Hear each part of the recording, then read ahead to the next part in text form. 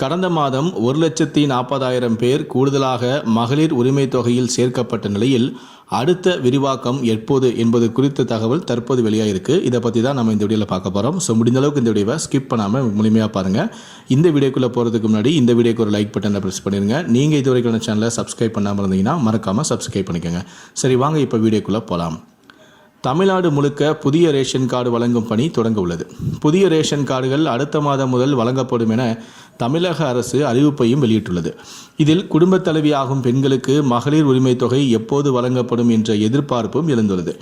நாடாளுமன்ற தேர்தல் காரணமாக புதிய கார்டுகள் வழங்கும் பணிகள் நிறுத்தி வைக்கப்பட்டிருந்தன. புதிய ரேஷன் கார்டுகள் கேட்டு 2,80,000 பேரும் விண்ணப்பம் செய்துள்ளனர். இந்த பணிகளை விரைந்து முடிக்க தமிழ்நாடு அரசு நுகர்பொருள் வாணிபக் கழகம் முடிவு செய்துள்ளது.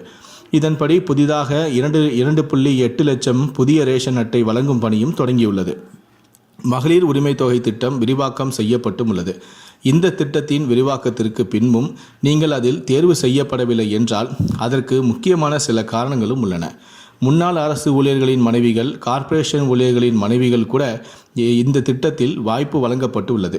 ஆனால் ஏற்கனவே பென்ஷன் பெறக்கூடிய பெண்கள், அரசின் வேறு நிதிகளை வங்கியில் பெறக்கூடிய பெண்களுக்கு பணம் வழங்கப்படவில்லை. வேறு சில ஆவணங்கள் சரியாக இல்லாத பெண்களுக்கும் பணம் வழங்கப்படவில்லை. பென்ஷன் பெறக்கூடிய பெண்கள், அரசின் வேறு நிதிகளை வங்கியில் பெறக்கூடிய பெண்களுக்கு இந்த திட்டத்தில் இப்போது மட்டுமல்ல எதிர்காலத்திலும் வாய்ப்பு வழங்கப்படாது. மாறாக ஆவணங்கள் சரியில்லாத பெண்கள், இனி திருமணமாகி குடும்ப தலைவியாகும் பெண்கள் 1000 ரூபாய் பெறுவதற்கு மீண்டும் விண்ணப்பம் செய்யலாம். இப்போது செய்ய முடியாது என்றாலும் அடுத்த 4 மாதங்களுக்கு பிறகு இந்த திட்டத்தை விரிவாக்கம் செய்வது தொடர்பான அறிவிப்பும் வெளியாகலாம் என்கிறார்கள். இப்போது விடுபட்டவர்கள் விண்ணப்பங்களை மேற்கொள்ளலாம் என்றும் அறிவிக்கப்பட்டும் உள்ளது. கடந்த 15ஆம் தேதி தான் கலைஞர் மகளிர் உரிமை தொகை திட்டத்தில் மேல்முறையீடு செய்த 1,48,000 பேருக்கு வங்கி கணக்கில் 1000 ரூபாய் வரவு வைக்கப்பட்டது. இந்த நிலையில் இந்த திட்டம் மேலும் விரிவாக்கப்படுமா என்ற கேள்வி எழுந்துள்ளதால் இது தொடர்பாக அரசு தரப்பு அதிகாரிகள் என்ன சொல்கிறார்கள் என்றால், இனி அடுத்த வருடம் மீண்டும் இந்த திட்டம் விரிவாக்கப்படும்.